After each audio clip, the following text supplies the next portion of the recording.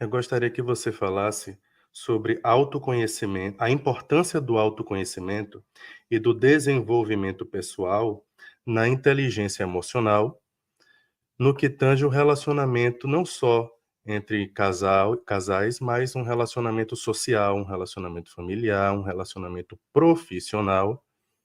E aí eu pedi licença a você, né, só para trazer essa curiosidade que eu li há pouco tempo, que é sobre a loucura A2, ou folia D, que é o nome técnico, que é um transtorno psicológico em que uma pessoa ela adquire o transtorno psicótico pela relação que ela tem com a outra pessoa. Isso pode se dar numa relação entre casal, numa relação entre pai e filho, numa relação entre um líder religioso e o fiel, ou numa relação entre o líder político e toda uma gama de pessoas, né? Um exemplo clássico é a Alemanha nazista, mas é um Mas o diagnóstico. ser humano já vive isso. Há Exato. décadas que o ser humano vive isso por falta de autonomia espiritual, por falta de empoderamento, por falta de autoestima. Porque vocês confundem autoestima com higiene básica sentimental. Vocês confundem empoderamento pessoal em ter, manter, em pertencer. Vocês confundem amor próprio com possuir, aparecer, adquirir. É óbvio que isso vai criar uma alienação em conjunto. Freud teria um banquete gigantesco nos dias de hoje, com tantas anomalias e características de traços, de fobias, de bestialidades e de alienação coletiva, não só individual. Eu acabei lhe cortando. Se o senhor quiser continuar, logo eu respondo. Não, pode continuar, por favor. Então, quando você começa a trabalhar a autoconsciência, autoconhecimento é autoconsciência. Eu preciso entender o que habita a minha consciência íntima. O vento traz pó, poeira. O tempo pode sujar a minha pele, mas a faxina da minha intimidade é reservada a mim, não a ti, não a você, não a outrora, mas a mim mesma ou a mim mesmo. Se eu me conscientizar disso, eu preciso ter as rédeas da minha intimidade. Ninguém tem nada a ver com as minhas pulsões, pulsações e impulsos. Como ninguém tem nada a ver com as minhas begnitudes, virtudes, dons.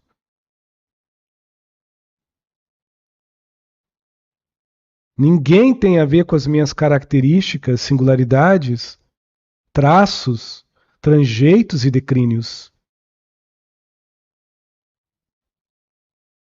Como ninguém tem a ver com o meu modo, com a minha maneira, com a minha forma, com a minha postura e com meus hábitos. Ninguém tem a ver com a minha essência. O senhor me compreende? Sim. Isso não é terapêutica imposta por profissionais da área da saúde mental e psicológica. Isso é a terapia proposta pela vida. A vida te traz essa proposta. Quem tu és não é com quem você está. Não é com quem tu andas, é o que te habita. Este básico deveria ser aprendido na escola. Apesar que em países que se dizem de primeiro mundo, a individualidade é muito mais valorizada do que a coletividade, principalmente na área acadêmica ou de estudo inicial, aonde a unicidade precisa ser forjada aos moldes de uma escolha de sensatez, tipo, eu não vou me poluir, eu não vou me corromper, não é porque a sociedade me obriga, é porque meu corpo não é lixo. Eu vou me proteger, não é porque a sociedade me acolhe e me ampara, é porque eu me gosto e me respeito. Isto seria, por lógica, como tal um cachorro e um gato, um cavalo e um animal, uma nuance da preservação da vida. Eu creio que eu estou correta, ou não? É uma nuance da preservação da vida. Então eu me preservo. Se eu me preservar com essa consciência em mim, eu começo a escolher o que habita na minha intimidade. E o que habita na minha intimidade, repito, não tem a ver com os gostos, vontades, moldes, modelar. Não tem a ver com a revista do outro, mas tem a ver com a minha essência. E outra, não se transparece com o que eu faço, mas me enobrece pelo silêncio que eu nutro, pela paciência que eu tenho, pela calma que eu possuo, pela dignidade que eu ainda nutro, pelos princípios básicos de preservação. Lembra do cachorro, do gato e do cavalo? Então, preservação, porque os animais fazem isso. E dizem que não são racionais e fazem isso, se preservam. Então eu me preservo.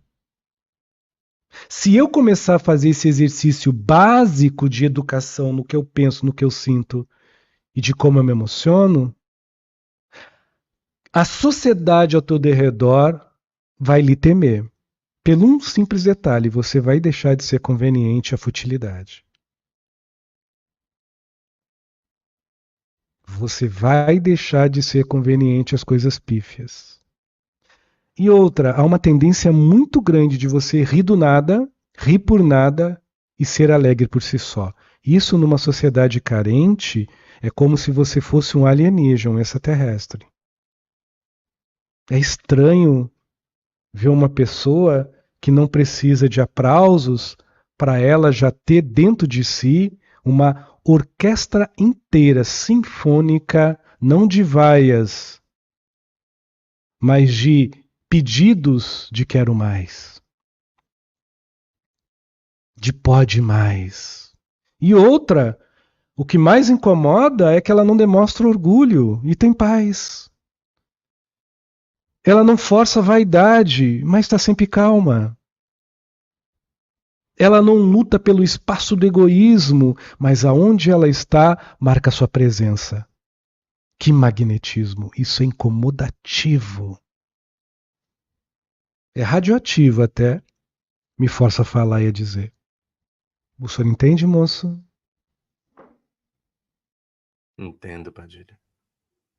Então nós vemos que se uma coisa básica, que é preservar o que está dentro de si, com a nobreza, porque é nobre não só pensar, mas raciocinar, e lhe deixa íntegro numa sociedade, unitário numa coletividade, sem disputar, sem competir, definir e decidir o que você nutre por si só, um ser assim é magnífico.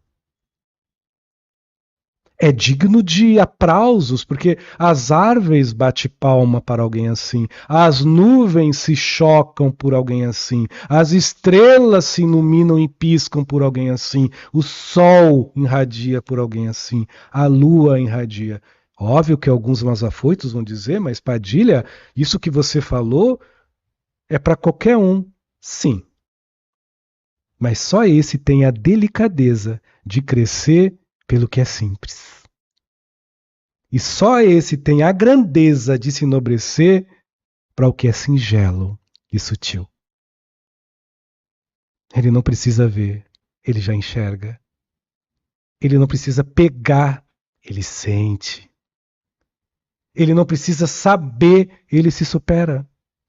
Repito, alguém assim na sociedade que não precisa tanto de cultura, mas da desenvoltura da sensibilidade educada, de se reservar as suas próprias escolhas, é radioativo. É assustador. É estranho. Porque não é Maria vai com as outras. Entretanto, é uma pessoa que já transpassou o que é ser feliz. é uma pessoa que entende que ser contente é uma decisão. Ser alegre é uma postura de resiliência e de decisão. Que se amar por si só é decisão. A única coisa que compete ao coração é nos sensibilizar com a dor alheia. O resto compete ao nosso cérebro, o trabalho de nos qualificar como seres humanos civilizados por si só. Muito obrigada, meu Senhor.